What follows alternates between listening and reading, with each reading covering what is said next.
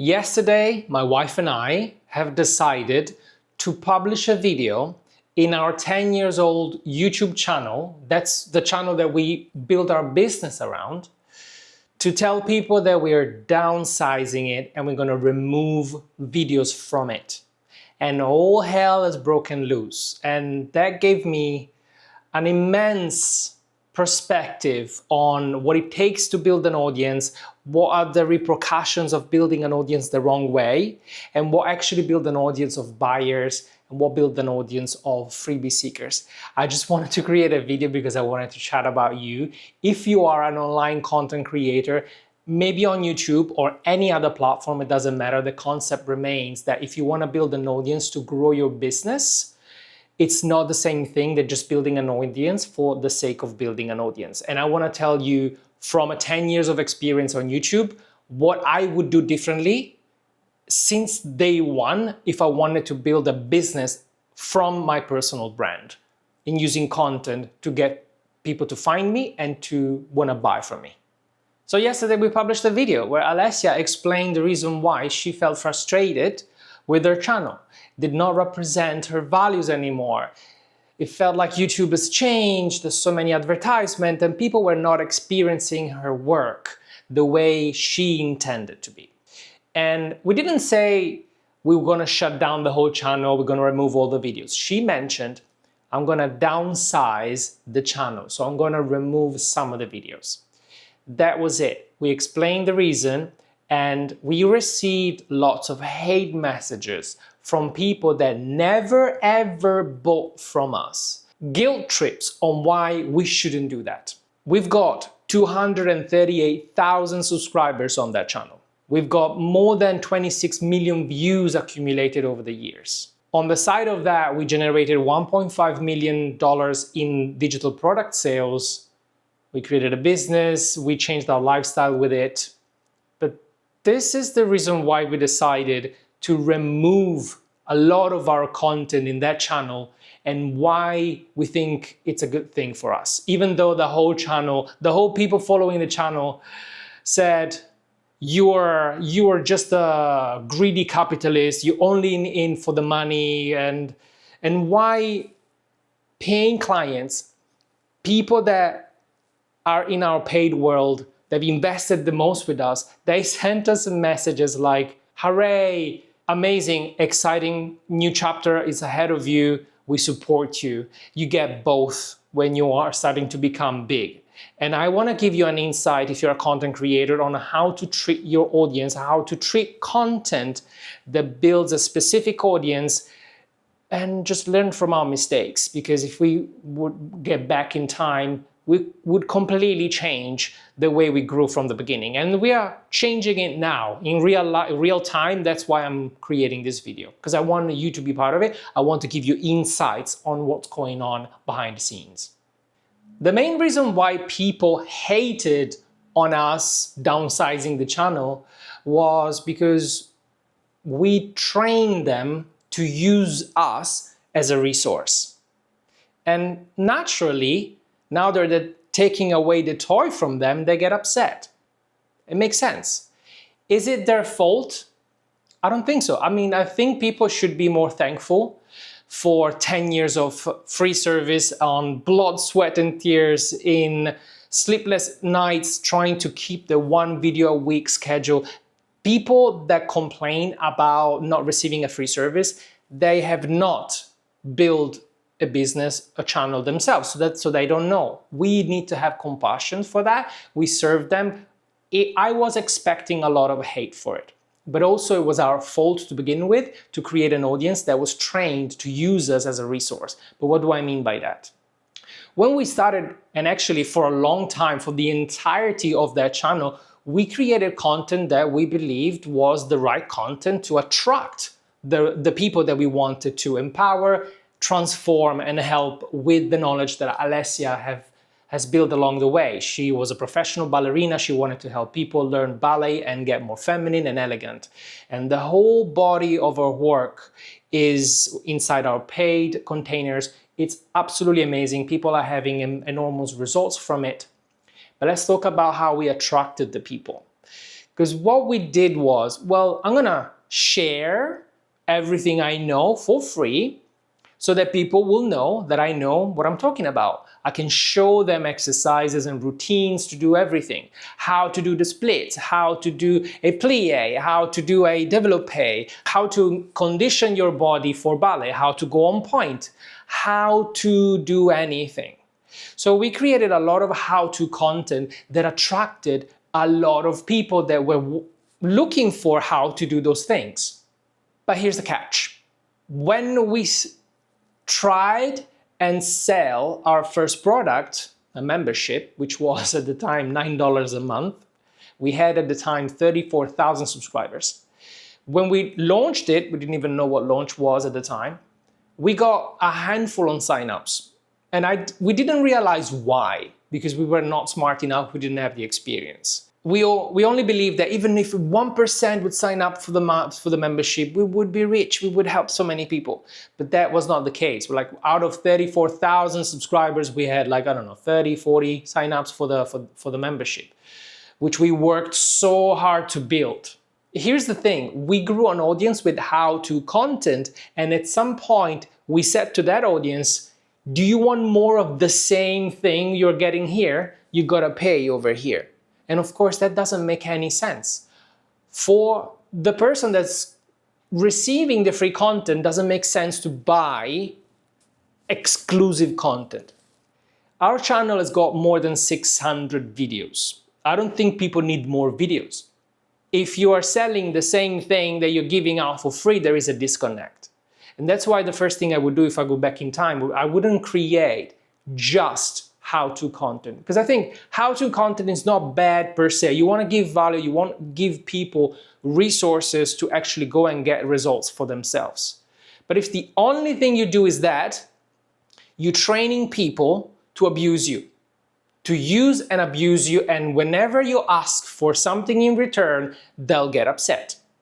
And I feel that the content creator community, industry, philosophy, society, whatever you want to call it, have been conditioned content creators to do that, to give everything away for free in the hope that some point, one day they'll get paid. This is how we started. Well, ads are gonna pay for it. Okay, inside, Lazy Dancer Tips has got 238,000 subscribers. We are getting not even £300 every month from AdSense. Can you live off of that? I don't think so. So the first thing I would do if I could go back in time is not to create only how-to content, because that just creates an audience that takes you for granted. And we don't want that if you want to build a business. If you just want to share videos, be happy with it, follow your passion, do whatever you want. If you want to build a business, don't just teach, because that creates a disconnect from you and your audience, even if you grow to millions of subscribers. The second thing I would do is not trying to sell them the same thing that I'm giving in the free YouTube channel, because of course, why would people pay you if they already have the thing that you're selling for free? That comes down to understanding what is the real value in what you provide, and being able to package it in a way that makes sense for people following you. And also something that I would consider is, what is YouTube looking like right now? 2026. YouTube is very different from 10 years ago. 10 years ago, when we grew our channel from scratch, we grew really fast with just how-to content, because there was not much content out there. There was almost no content around our niche out there. Now, knowledge, it's not what people are looking for. So things have changed. People don't go on YouTube for knowledge. There's AI, ChatGPT, Claude for that. They go on YouTube for something very different. So if we had to start Lazy Dancer Tips again, the same way we built it in 2016, I don't think we would see the same growth.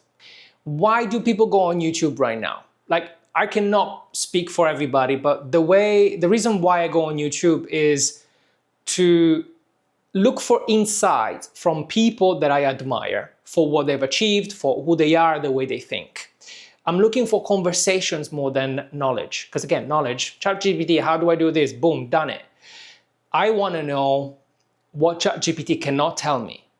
ChatGPT can tell me how to launch a digital product, and it will plan out the whole launch for me. Based on what? I don't know, but anyway, you get the knowledge there. But what I want is, I want to look on YouTube for people that already have what I want.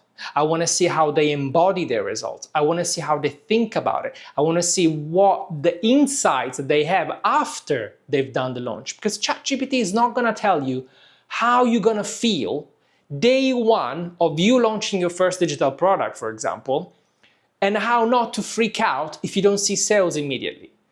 He will not know how to direct your energy to focus on yourself rather than going and pivoting and changing the offer, changing the pricing and changing all the things that people freak out. There's a human factor that AI, it's not for that. That's why I want to go on YouTube and look for people that already have what I want and see through their eyes, through the way they talk about things, see how they can teach me how to think in a way. That's why video podcasts are rising a lot these days, because people need to know, people want connection. And I feel like YouTube is still a great platform for connection and getting found for the way you think and the way you are more than what you know and how you can help people with the resources that you can provide them. That is all gone. But the point of this video for me was like answering the question, but what should I do if I want to create an audience of buyers and not of people that are just gonna use me as a resource? What we found is, and what we are changing in the Lazy Dancer Tips channel, is that people don't get activated to buy if you give them the plan. Because nobody is ready to follow a plan until they committed to it, which means until they bought the plan, until they said, yeah, I'm gonna put the money where my mouth is, I'm gonna lose the weight, get flexible, I want to achieve X, and I trust you have the right vehicle for me to implement. If I've got everything for free, I'm gonna just browse around, take one video one day, another video another day from different people, maybe connect them together, maybe not, maybe give up because I don't have a clear path and direction. So paid programs are the only way people actually can get results. What is the difference in nowadays building a business with content? We want to activate the right people to actually move, to actually take a decision. The way we found is going from how-to content to this is why content. This is why content is crucial, because it's not telling people what to do, but it's telling people why they don't have what they want. And that's something that could be conversational, something that can show the way you think, and something that's still value, because if I don't know why I'm not losing weight, for example, and you tell me why, instead of telling me, hey, you need to work out 3 times a week, going to the gym, lifting weights, you need to count calories and prioritize protein. I'm like, I know that. It's just that I don't know why it's not working for me. So if I instead I tell you, you don't lose weight because you don't know what to eat for your body type, how to train for your body type, and how to stick to a plan that is actually sustainable. Once you're ready to know exactly how to master all these 3 things, that's when my paid programs are for you. Of course, this is like a simplification, but this is why content brings awareness to why people don't have what they want, which attracts a completely different type of people. People that are looking for the answer, not for the actual solution because they're not ready to implement it, but they're looking for the right person that makes them feel understood. That's why conversations and sharing insights is so crucial nowadays. So if you want to create an audience of buyers and want to activate them with your content, we are giving a workshop this August, and I wanted to invite you because we're going to unpack this exact concept, giving you even more insights from our experience growing a big channel and pivoting and making a business around it, so that you can also grow an audience of buyers and not just freebie seekers. To reserve your spot, click the link in the description box below. So the plan for Lazy Dancer Tips for now is to remove all of the videos that teach way too much to people. People are gonna complain, they're gonna cry, and they're gonna shout. But ultimately, these are not the people that we wanna serve. We served them for 10 years. Now we want people that actually need the transformation. So we're gonna try and pivot with different content that makes them aware of what they need. Still giving them value on what they're looking for, but then directing them to where the real transformation is, which is our products. I'm gonna share the behind the scenes more and more because I don't wanna tell you how to launch your program. There are a million ways in which you can do it, and you can ask ChatGPT for it. I want you to learn from our experience. If you found this video useful, please like it because it will help spread the word, and I'll see you in the next video.